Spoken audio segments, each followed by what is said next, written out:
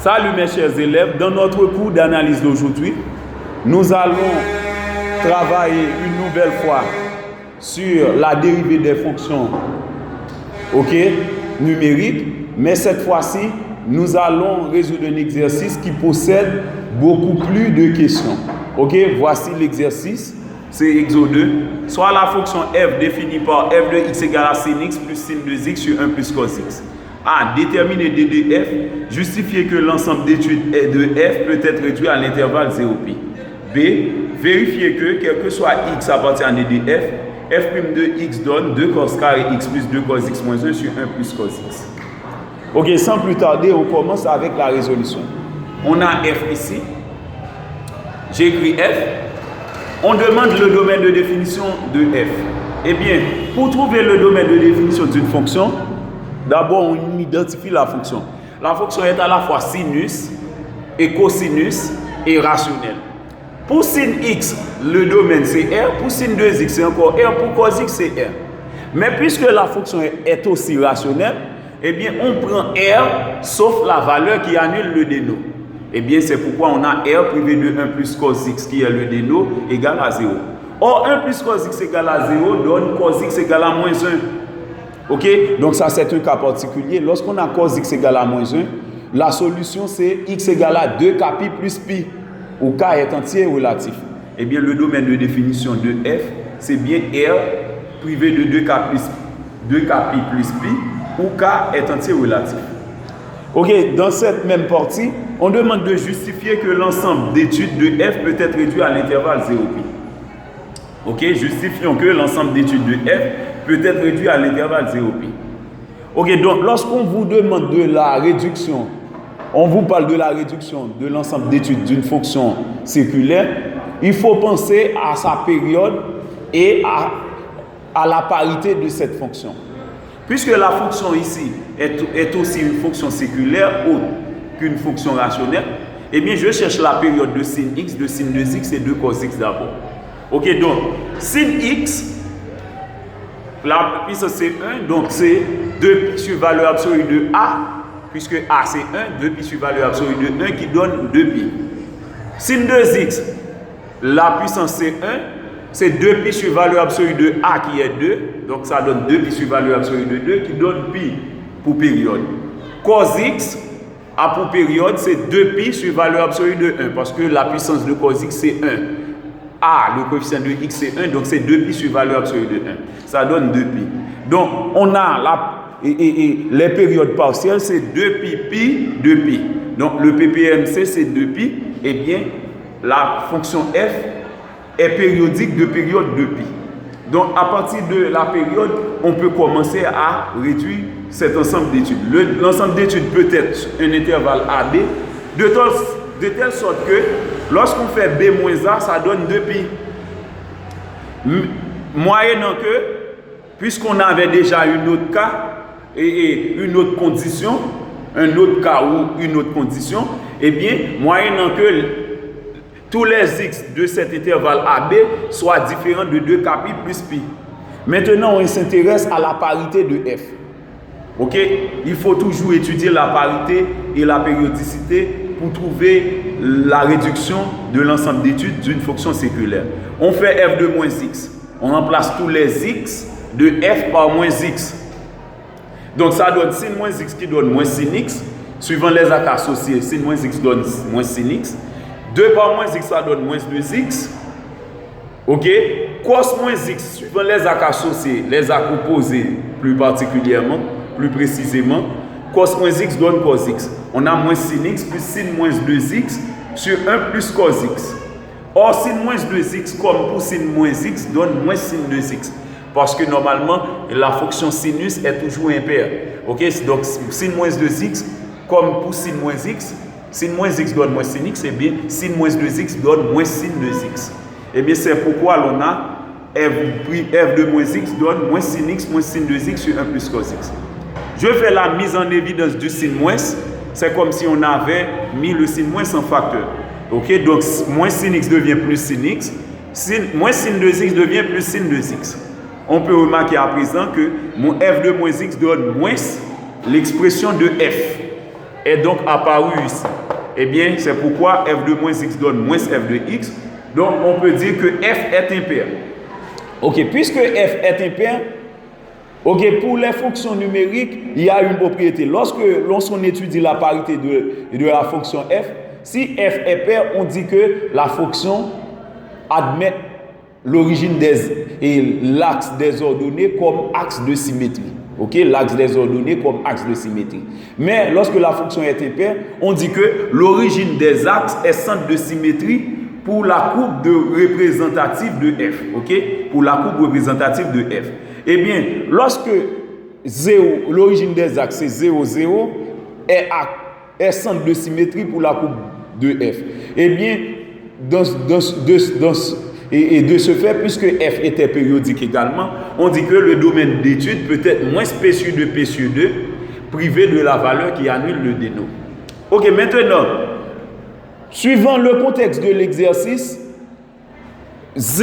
l'origine des axes centre de symétrie veut dire qu'on peut intégrer 0 ici. On peut avoir moins P sur 2, 0, union 0, P sur 2.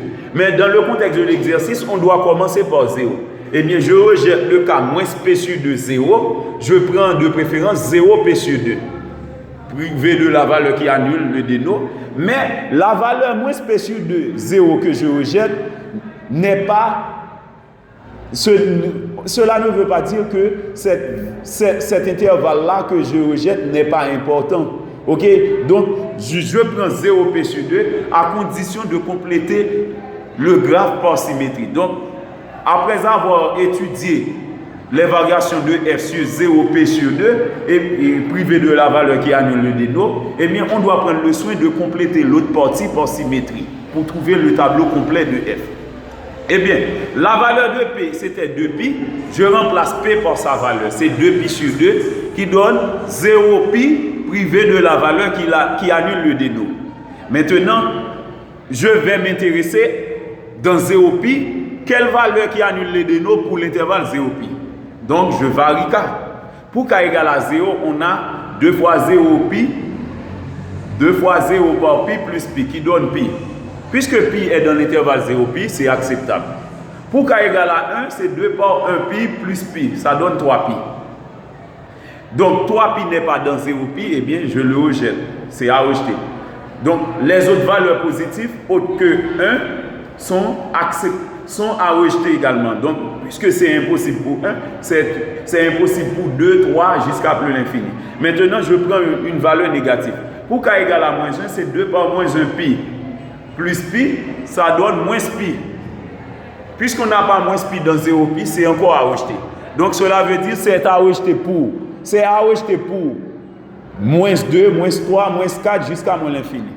Eh bien, le domaine d'étude, c'est bien 0pi, sauf la valeur qui est acceptable, qui est pi. Donc, sauf pi, c'est 0pi sauf pi. Puisqu'on a, déjà pi comme borne supérieure de cet intervalle, eh bien, pour enlever pi dans 0pi, on fait couvrir l'intervalle sur pi. Eh bien, c'est pourquoi on a le domaine d'étude 0pi. Ok? Donc, on peut étudier les variations de f sur 0pi à condition de compléter son graphe par symétrie. Ok? Maintenant, pour terminer avec l'exercice, on a demandé, donc c'est la partie la plus importante, ok, pour le coup, vérifier que quel que soit x appartient de f, que f' de x donne 2 cos carré x plus 2 cos x moins 1 sur 1 plus cos x. Eh bien, puisque f se présente sous la forme u sur v, eh bien la dérivée f' c'est u'v moins v'u sur v carré. Ok? Ok, parce que la fonction f est une fonction rationnelle. Toute fonction rationnelle peut être considérée comme une fonction u sur v. Eh bien, on identifie u c'est sin x plus sin 2x. Donc sa dérivée, c'est la dérivée de sin x qui donne cos x. La dérivée de sin 2x qui donne 2 cos 2x. V c'est 1 plus cos x. La dérivée de 1 c'est 0. La dérivée de cos x c'est moins sin x. Maintenant, on calcule la dérivée. On applique la formule. U', on remplace U' par sa valeur, par V. Ok? Moins V', moins, voici V', par U, voici U, sur V carré. Maintenant, en remarquant bien ici on voit qu'il y a 1 plus cos x au déno, alors qu'ici on a 1 plus cos x qui s'élève au carré. Cela veut dire qu'on va simplifier par 1 plus cos x, pas la peine de développer ce produit. Ok? Donc on laisse ça comme ça. Maintenant, si on remarque bien au numé, il n'y a que cos x au numé. Eh bien, on va faire de son mieux de transformer toutes les autres fonctions, toutes les autres expressions en fonction de cos x. Je vais transformer cos 2x en fonction de cos x, sin 2x en fonction de cos x. Ok? Suivant les formules de duplication, on sait que cos 2x donne cos carré x moins sin carré x. Ok?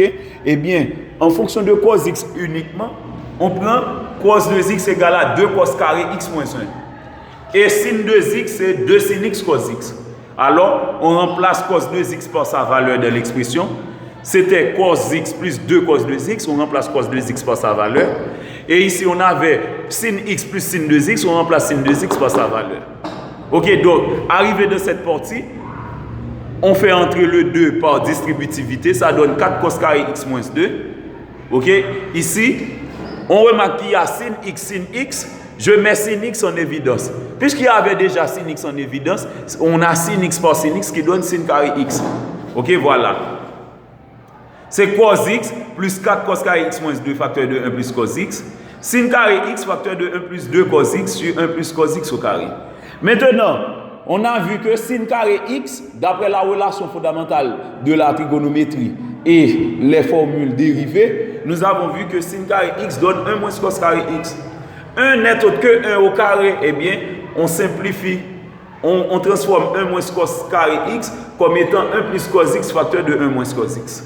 Eh bien, c'est pourquoi l'on a 4 cos carré x plus cos x moins 2, donc cette partie, facteur de 1 plus cos x. Je redonne cette partie, j'écris 4 cos carré x plus cos x moins 2 par 1 plus cos x.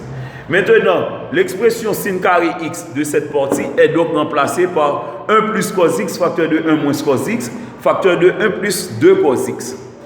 À présent, je remarque que parmi les deux termes du numé, il y a 1 plus cos x qui est en commun. Je mets 1 plus cos x en évidence. Dans la première partie, il me reste 4 cos carré x plus cos x moins 2. Dans la deuxième partie, il me reste 1 moins cos x facteur de 1 plus 2 cos x. C'est ce que nous faisons ici. On met 4 cos carré x plus cos x moins 2 en simplifiant par 1 plus cos x ici. Et ici, en simplifiant par 1 plus cos x, il nous reste 1 moins cos x par 1 plus 2 cos x sur 1 plus cos x au carré. Mais à présent, on simplifie par 1 plus cos x. En simplifiant par 1 plus cos x, eh bien, on a... Donc, en simplifiant par 1 plus cos x, avec 1 plus cos x différent de 0, ok, avec 1 plus cos x différent de 0, donc ici c'est avec 1 plus cos x, 1 plus cos x différent de 0, eh bien, on a 1 plus cos x à présent au déno. Eh bien, l'autre partie, il nous reste 4 cos carré x plus cos x moins 2. Maintenant, je chasse les petites parenthèses ici. 1 par 1, ça donne 1. Moins cos x par 1, moins cos x. 1 par 2 cos x, 2 cos x. Moins cos x par 2 cos x, ça donne moins 2 cos carré x. Voilà. Maintenant, on rend plus simple. 4 cos carré x, moins 2 cos carré x, ça donne 2 cos carré x. Cos x moins cos x, ça donne 0. 2 cos x, il nous reste 2 cos x. Moins 2 plus 1, ça donne moins 1. Donc, l'expression de f' de x, en conclusion, l'expression f' de x, ok, c'est f' de x est égal à 2 cos carré x plus 2 cos x moins 1 sur 1 plus cos x. C'est ce qu'il fallait démontrer. Ok, merci. J'attends vos questions et bonne journée.